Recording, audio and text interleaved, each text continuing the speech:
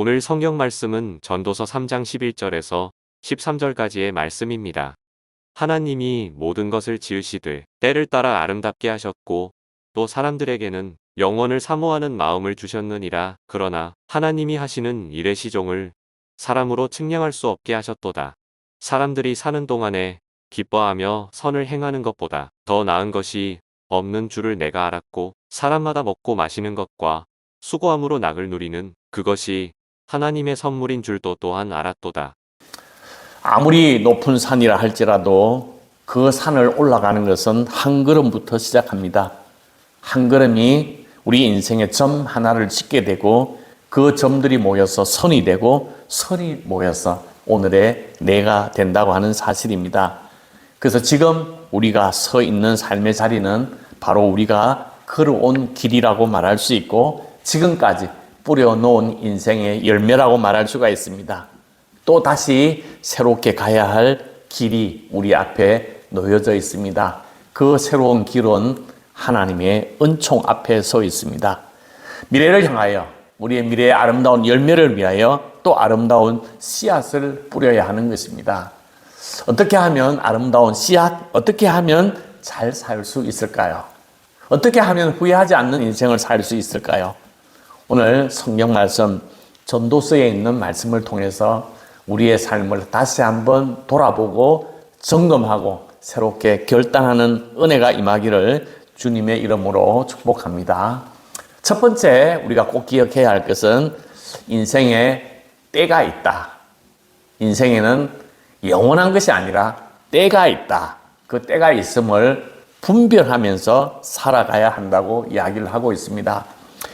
전도서 3장 2절부터 8절까지 28개의 상황, 14개의 쌍으로 이루어져 있는 우리의 인생의 여러 가지 사건들을 만나게 되는 것입니다. 태어날 때, 죽을 때, 심을 때, 뽑을 때, 울 때, 웃을 때, 통곡할 때, 기뻐할 때, 찾아 났을 때, 포기할 때, 간직할 때, 버릴 때, 전쟁을 치룰 때, 평화를 누릴 때, 우리가 때가 있다고 하는 것, 이 때가 심을 때인지 거둘 때인지 이것을 분별하면서 살아가는 것, 이게 참으로 잘 사는 삶, 우리로 이야기하면 철든 사람이라고 말할 수가 있습니다. 계절에는 봄, 여름, 가을, 겨울이 있듯이 우리의 인생에도 봄과 여름과 가을과 겨울이 있습니다. 그래서 사춘기도 있고 사추기도 있습니다. 우리의 상황은 하나님께서 이미 정해놓았다는 것입니다. 우리의 생명도 하나님이 이미 정해놓았다고 하는 것입니다. 그래서 끝이 있다는 거예요. 영원하지 않다고 하는 것입니다. 그래서 우리에게는 내가 가지고 있는 이 생명의 기간도 한계가 있다. 내가 붙잡고 있는 것도 한계가 있다. 우리가 붙잡고 있는 사람, 붙잡고 있는 재물도 내려놓아야 할 때가 있다고 하는 것을 가르쳐주고 있습니다. 그래서 우리는 반드시 그 날이 온다. 내려놓을 그 날이 오기 때문에 지금부터 우리는 그런 날을 준비하면서 우리의 삶을 만들어 나가야 된다고 하는 것입니다. 그래서 영원할 거야, 꽉 질 거야 하고 묻던 경우에든지 우리의 삶 속에 집착하지 말아야 한다는 것입니다. 우리는 재물에 대해서 집착하고 붙잡으려고 노력을 하는 것입니다. 지난주 인터넷 뉴스에 일본에 사는 67세 남성 서적기라고 하는 사람이 소개되었습니다. 가난한 집안에서 태어나서 중학교 때부터 식당에서 아르바이트를 하면서 돈을 벌었고 돈 모으는 재미에 회사 생활을 하면서도 식당에 가서 밥을 먹지 않고 도시락을 싸서 해결했고 자기의 집은 도시로부터 회사로부터 멀리 떨어져 있는 시골 넓고 좁은 그 아파트를 선택을 했습니다. 돈을 아끼기 위해서 차를 사지 않고 출퇴근으로 걸어가거나 자전거를 타고 다니고 냉난방을 줄이기 위해서 에어컨을 거의 켜지 않았다고 합니다.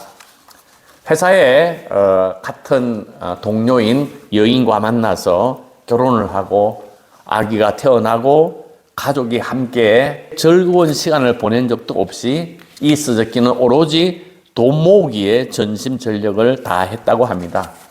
그래서 65세가 되는 바로 그때에 자기의 자산이 6억이 되었다고 하는 것을 알게 되었습니다. 그래서 참으로 기뻤는데 그 다음에 66세 때에 아내가 질병으로 세상을 떠나고 말았습니다. 그러나서 서적기가 아내가 건강할 때 함께 여행도 다니고 맛있는 것도 먹었어야 했었는데 돈만 이렇게 막 저축하느라고 내 모든 인생을 다 빼앗겨 버렸다. 지나간 시간을 돌아오지 않는 지난 시간에 그 시간을 후회한들 무슨 소용이 있을까 하고 돈에 대한 집착으로 자신의 인생의 보람과 의미를 다 잃어버리고 말았다고 고백을 했습니다. 재물뿐만 아니라 우리가 가지고 있는 생각에 대한 집착도 우리는 내려놓아야 합니다.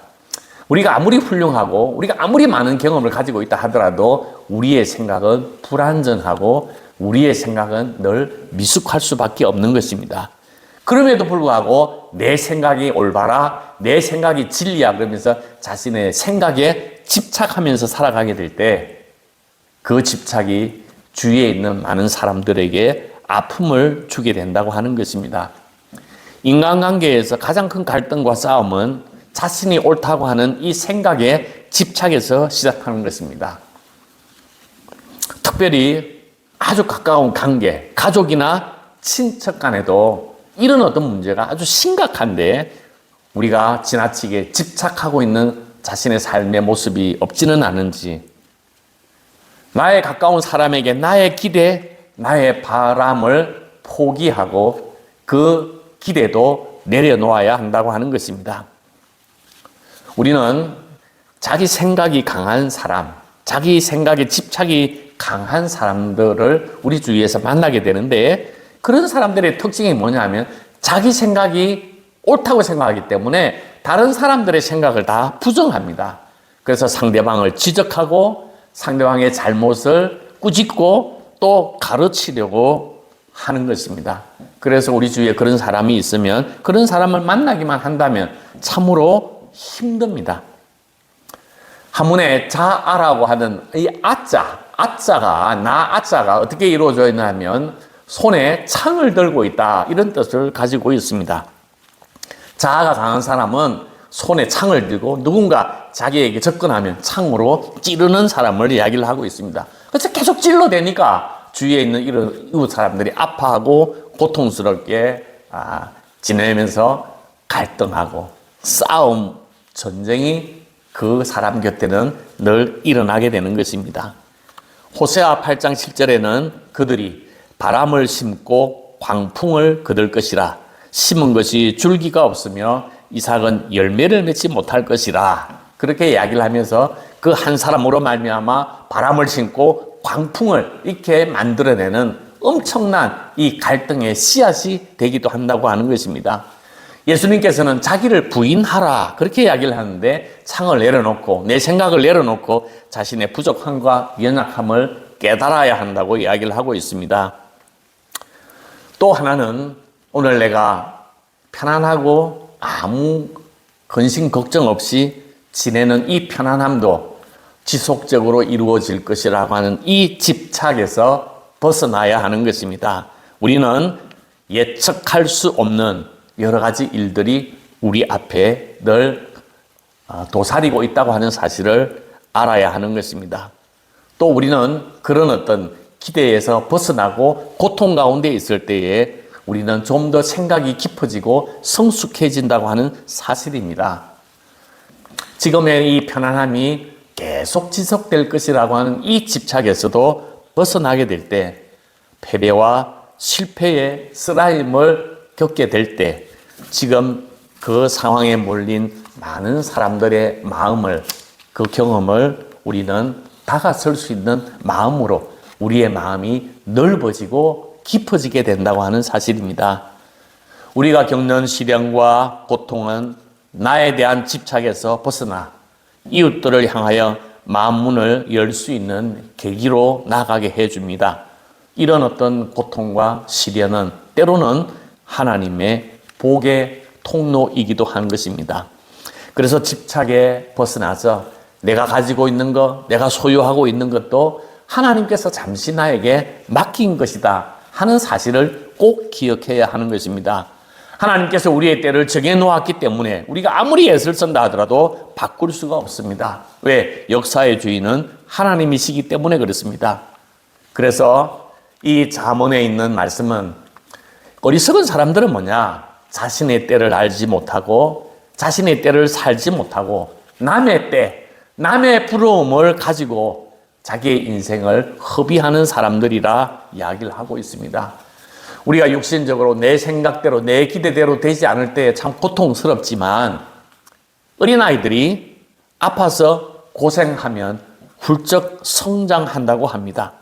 우리의 기대와는 다르게 아픔과 고난이 올 때에 그 순간을 잘 살아내어서 그 때를 통해서 성숙으로 나아가는 발판임을 기억하게 될 때 우리가 고난을 이겨낼 수 있다고 하는 것입니다.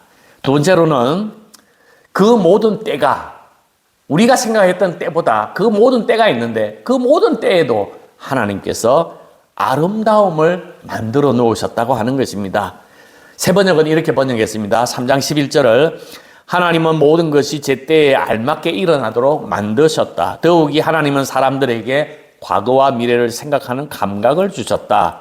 그러나 사람은 하나님이 하신 일을 처음부터 끝까지 다 깨닫지는 못하게 하셨다. 그랬습니다. 우리가 하나님 안에 있다면 우리의 모든 때가 아름다운 때라고 하는 것입니다. 오늘 이 말씀, 모든 때가 아름답다 하는 이 말씀을 꼭 붙들고 사는 여러분들이 되기를 간절히 소망합니다. 우리는 젊었을 때, 아름다웠을 때, 힘이 넘쳤을 때, 그때가 제일 아름답다고 이야기를 합니다. 하지만 하나님께서는 아니야. 나이가 아주 많은 노년에도 하나님께서 아름다움을 부어주셨다고 하는 것입니다. 그래서 우리는 청년의 때만 좋은 것이 아니라 지금의 나 때, 그리고 가야 할 노인의 때도 아름다운 인생이 기다리고 있다고 하는 것을 우리가 깨달아야 한다는 것입니다. 그래서 우리의 모든 때마다 아름다움이 있는데 늘 즐겁고 기쁜 일뿐만 아니라 때로는 울 수밖에 없는 상황이 오게 될 때도 그 속에서도 아름다움이 깃들어 있다고 하는 것입니다. 병에 시달릴 때에 아름다움을 발견하는 그 길은 우리의 마음의 눈을 뜨는 것입니다. 실패의 쓰라림 속에서도 아름다움이 있다고 하는 것을 깨닫게 될 때 하나님을 바라보게 되는 것입니다.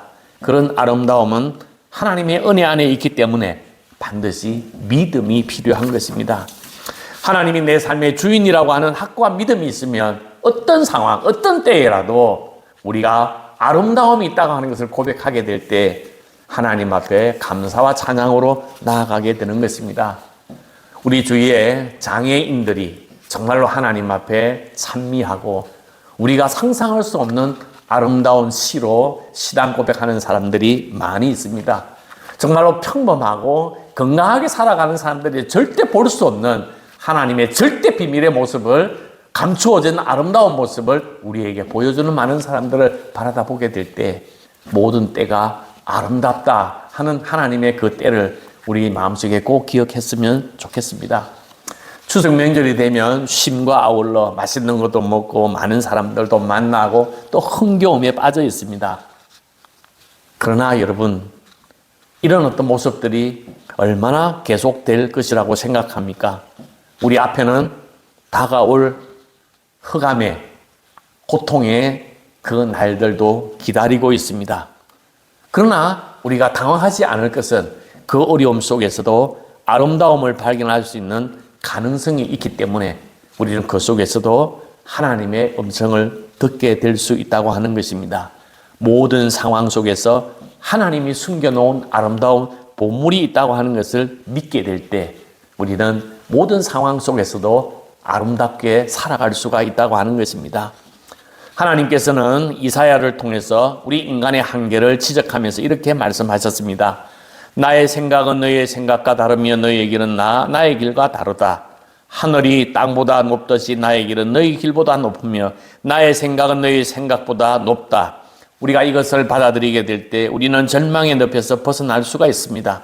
역사는 하나님의 때를 향하여 나아가고 있기 때문에 그렇습니다. 하나님께서는 모든 것이 제때에 알맞게 일어나도록 역사하신다고 하는 것입니다. 우리 인간이 그 때를 알지 못한다는 것입니다. 유한한 우리 인간이 하나님이 하시는 모든 전모를 다 알 수는 없습니다. 주어진 인생의 때를 분별하고 그 주어진 인생의 때의 아름다움을 발견하면서 살아가는 지혜로운 사람이 되라고 이야기를 하고 있습니다.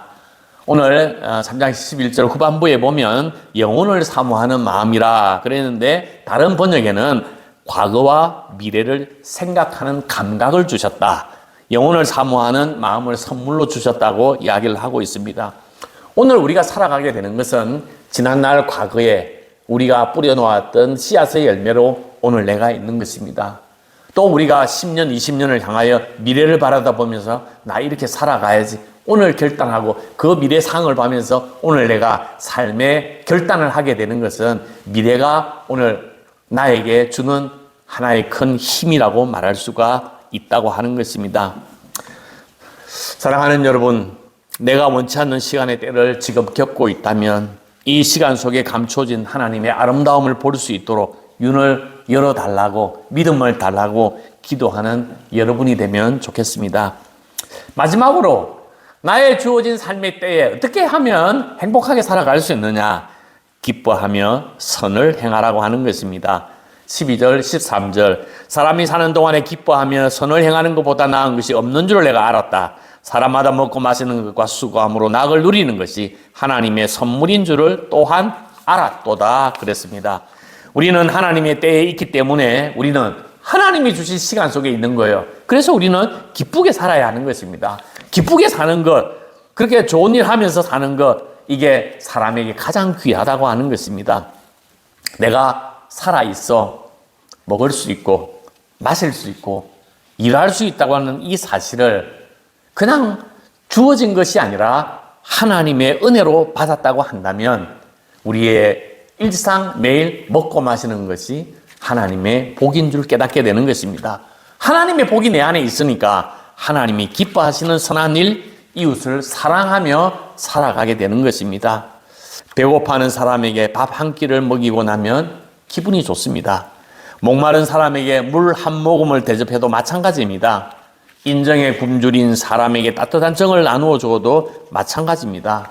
참으로 이상한 것은 내 것을 다른 사람에게 주고 내가 손해를 보는 것 같아도 남에게 좋은 일을 하게 되면 기분이 좋습니다. 착한 일을 행하면 마음이 행복해집니다. 왜 그럴까요? 그게 바로 우리 인간의 본래의 모습이기 때문에 그렇습니다.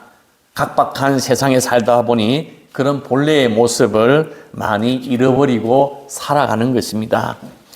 욕심 사납고 화 잘 내고 관능적이고 또 잘 삐지고 원망하는 버릇이 우리 속에서 끊임없이 자라나고 있는 것을 우리가 알게 될 때 우리가 진정으로 우리의 마음을 다시 한번 돌아보는 그런 은혜가 필요한 것입니다. 어떤 때, 어떤 상황에서든지 선한 일을 하는 것이 하나님의 소원이라고 하는 것입니다. 그래서 우리가 삶의 자리에서 하나님이 기뻐하시는 그 소원, 하나님이 말씀하시는 하나님의 바람의 그 음성을 듣고 그 음성에 순종하는 삶을 살았으면 좋겠습니다. 우리 주님께서는 우리를 살리기 위해서 이 땅에 귀한 생명의 떡으로 오셨습니다. 그 떡을 먹는 자는 영생한다 그랬습니다. 우리는 주를 따르는 자들이고 주님의 생명의 떡을 먹었기에 우리는 힘을 얻고 이 세상에 또다시 우리가 예수 그리스도의 생명의 떡처럼 우리의 이웃들을 사랑하고 그들을 섬기고 우리의 재능과 재물과 우리의 몸으로 그들에게 아름다운 귀하고 보배로운 선물이 되려고 하는 마음이 이웃을 사랑하고 하나님을 기쁘시게 하고 선을 행하는 길인 것입니다. 우리의 시간, 우리의 건강, 우리의 삶의 자리가 하나님께서 주신 복이요 선물입니다. 주어진 기회에 감사하고 삶의 자리에서 하나님의 때를 기억하고 이웃을 사랑하며 선을 행하여 일상의 삶 속에서 기쁨이 넘치는 멋진 인생길을 걸어가시기를 주님의 이름으로 축복합니다. 아멘.